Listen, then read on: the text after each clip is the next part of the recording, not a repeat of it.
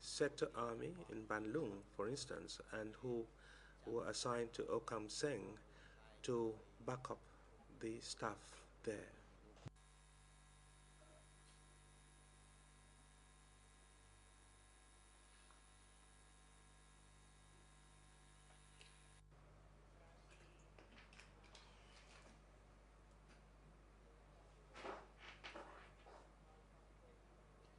Besides the forces under subordinate of Division 801, there were also security forces from the sector, and actually there were two of them.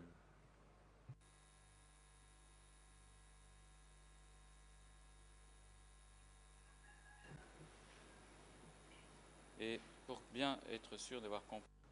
To be absolutely sure that I understood you, were those two guards, those two persons, permanently assigned to work in the Okansem Security Corps and were therefore subject to the officials at Okansem, that is, was subordinate to the officials at the center in charge of Okansem.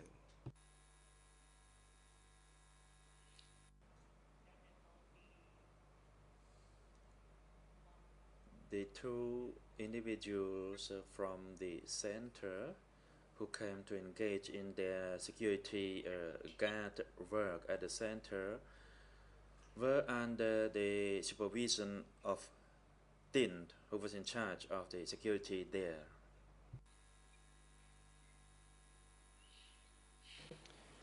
D'accord. Very well. I have another question regarding the role of certain prisoners. Did the leadership at the center notably say assigned certain prisoners to carry out duties, for instance, guarding certain places within the Okansem security perimeter, or to keep an eye on other prisoners or to guard other prisoners?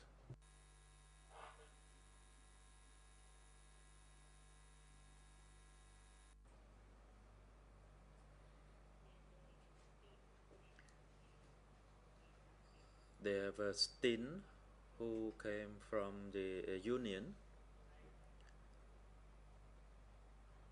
and before he was assigned to find food and vegetable for the kitchen unit, he was sometimes assigned to guard the prisoners.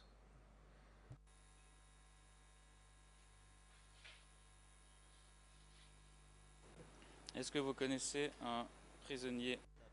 Do you know a prisoner who was called Pantoy at the time? P-H-A-N. And the other word is T-H-O-L. Pantol.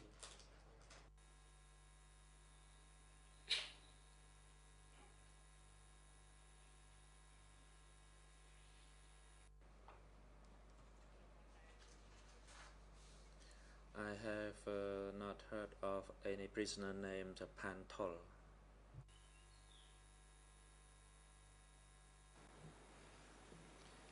Peut-être qu'à l'époque, il était désigné. It may well be that he had a nickname at the time. I would like to read out what he said at the hearing of the 2nd of March 2016, shortly after 15 hours 22 and 26 seconds, in answer to a question put to him by Counsel Copper. This is what he stated, free translation. After having cleared the prison, I was sent to stand guard in a jackfruit plantation. I was in charge of preventing intruders from getting in and stealing fruit in the plantation, end of quote. Could such work have been assigned to some detainees who did not pose any threats to the regime, or who had not been imprisoned under a severe regime and who were working at the security center?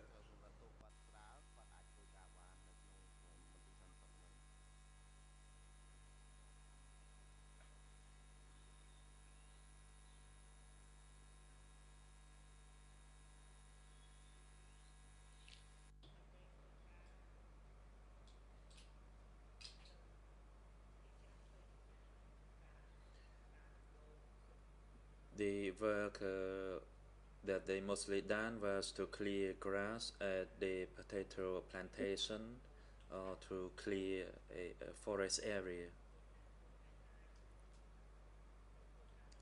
And those applies to prisoners who could work.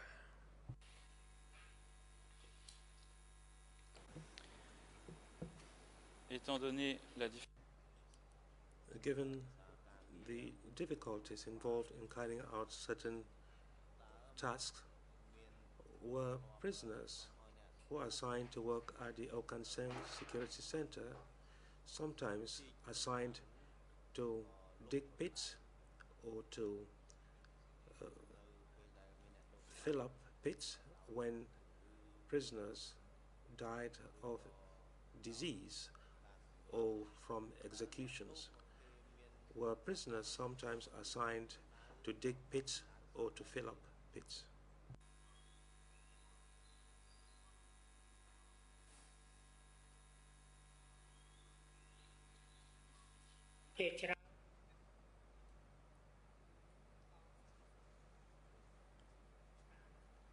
Mostly that was the job done by security guards, that is to dig up pits.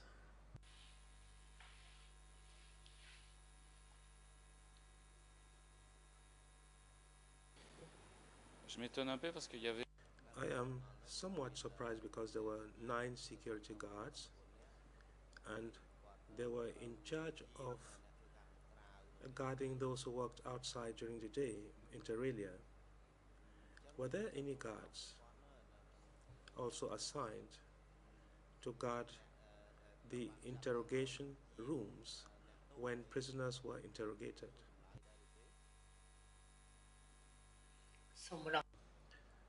Please repeat your question. Oui, pardon. I'm sorry?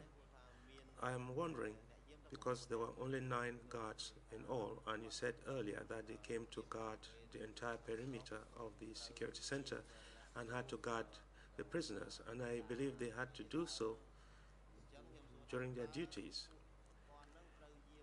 And that means that they had to guard prisoners when they were interrogated. That must have been part of their duties. Did they also have time, therefore, to dig pits and to fill up pits?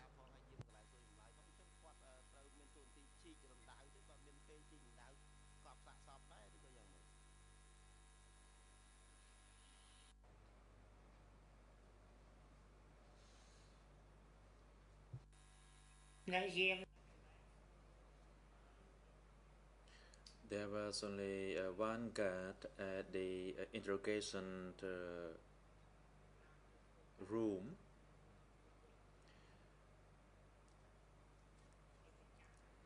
And as usual at the time, there were 3 guards who always took the prisoners out to work outside.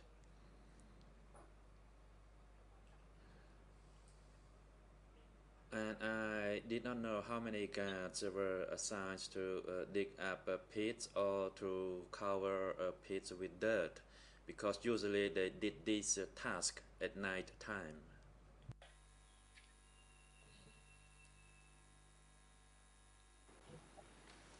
D'accord. Very well. Was that also because it was under the duty of Pantol to organize the security units at the center? Is that the reason why you did not know everything regarding that particular matter?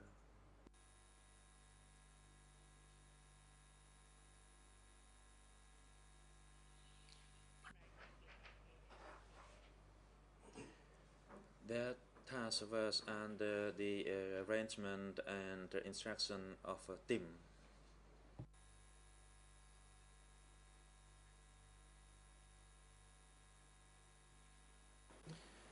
Je voudrais vous poser une question.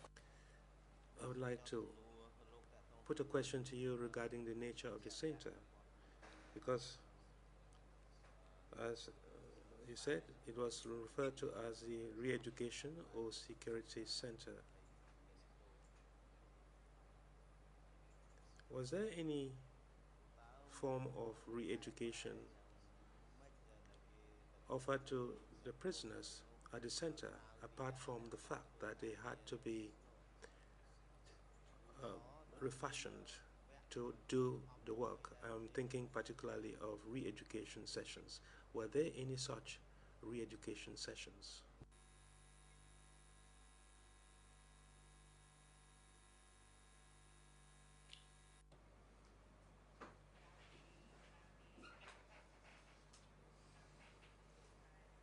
Besides the labor work, namely working in the plantation or rice fields,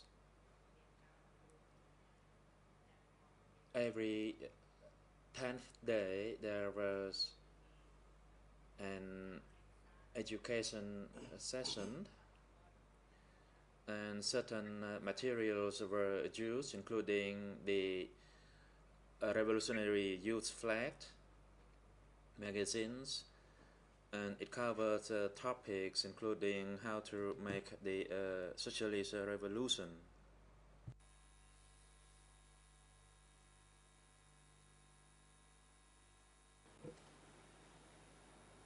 Si je ne me trompe pas, Unless I am mistaken, the Revolutionary Flag was a magazine reserved for members of the party.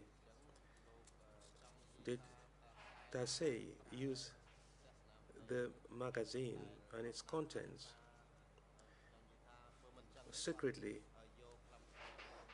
to talk to the prisoners about it, or he only shared the contents of that magazine with the workers at the security center at Okanseng?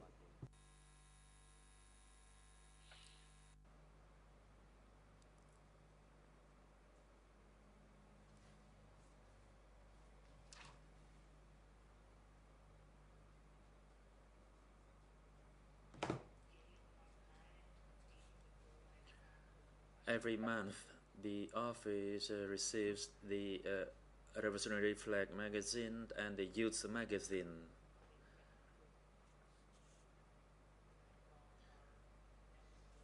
And when there was a meeting to educate the workers there,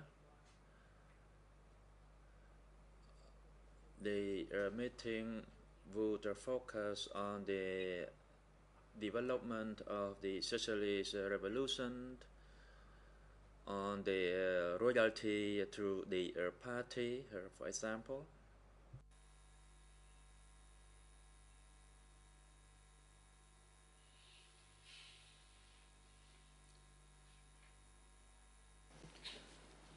il me reste quelques minutes. Je vais... I have a few minutes left. I'll put a few questions to you regarding the buildings at that security center. How many buildings housing prisoners were there at the beginning when you went to the security center for the first time?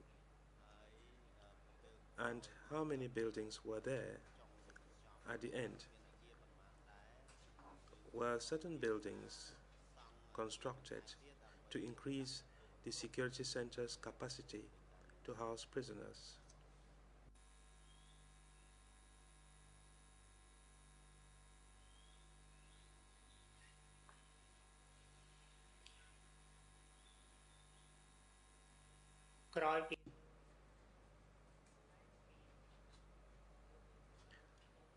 After it was relocated from Ban Lung to the area along or near the Okansang stream,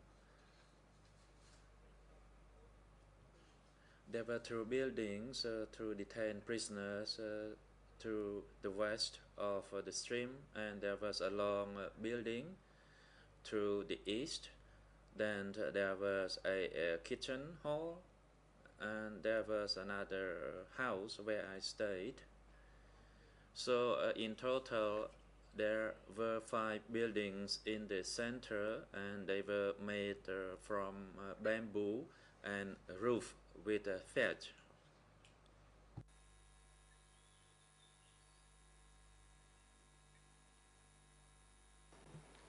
Et donc la question était de savoir si... My question was therefore whether after that some additional buildings were put up inter alia in order to be able to house more prisoners in them.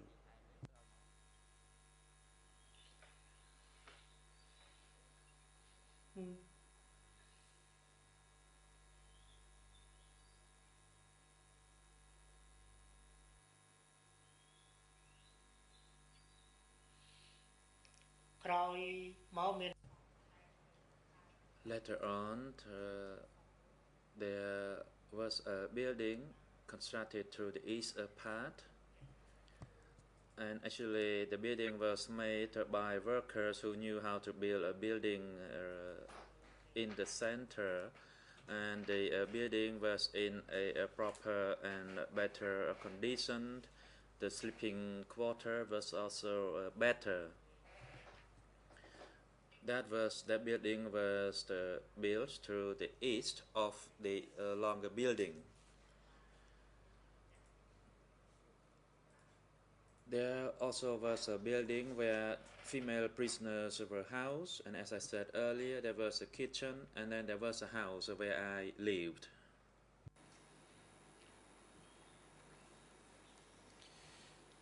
Donc si je compte bien...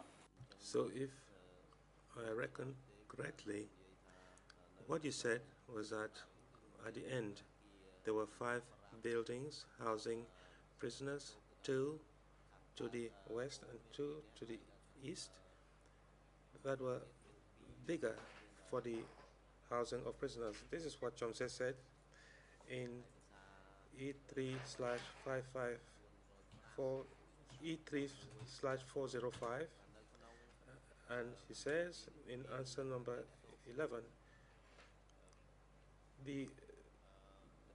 there was 4 buildings, and in each building there was a group of prisoners consisting of 12 persons. But subsequently, as the number of prisoners increased, 3 huts were built for prisoners, for more prisoners in addition, and I'm skipping a passage. Later on, he says, in addition to all that, there were 2 buildings used for housing particular prisoners who were detained under severe regimes and who called for very thorough surveillance. I recall that the security chief said there were 4 buildings in the beginning and 2 huts, and subsequently there were 2 buildings built for housing prisoners who were housed under severe conditions. What is your reaction to this? Did you take this into account in your previous answer when you said there were buildings put up for prisoners detained under severe conditions?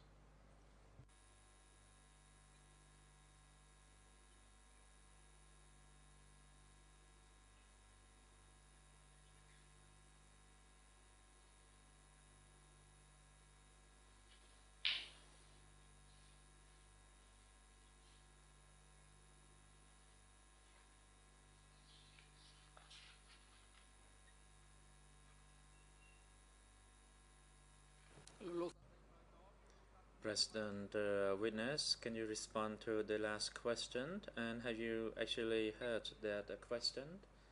Witness, yes, I heard the question, and I shall respond only when I see my video on screen.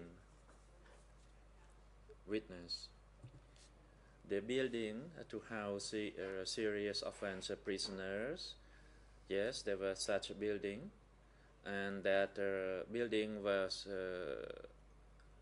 guarded day and night, since those serious offense prisoners were chained or shackled all the time.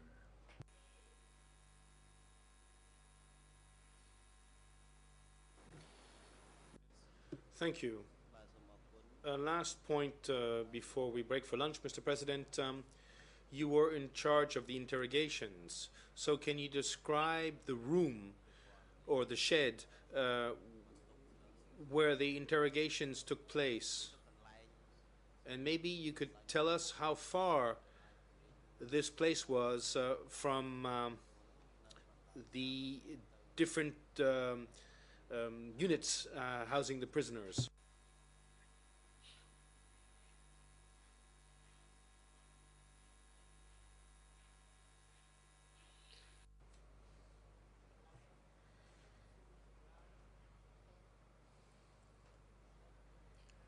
The interrogation house was not far from the house where I lived.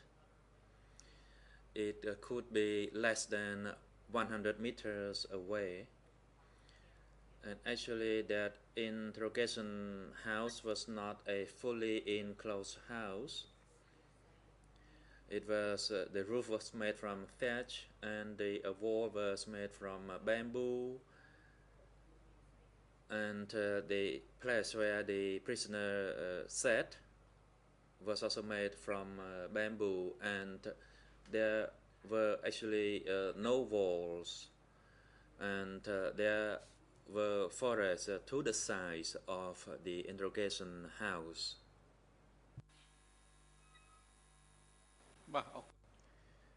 President, thank you. It is now appropriate for our lunch break. We take a break now and resumed at 1:30 this afternoon. And thank you, Mr. Witness, as well as the Duty Counsel and Nyam Samnang.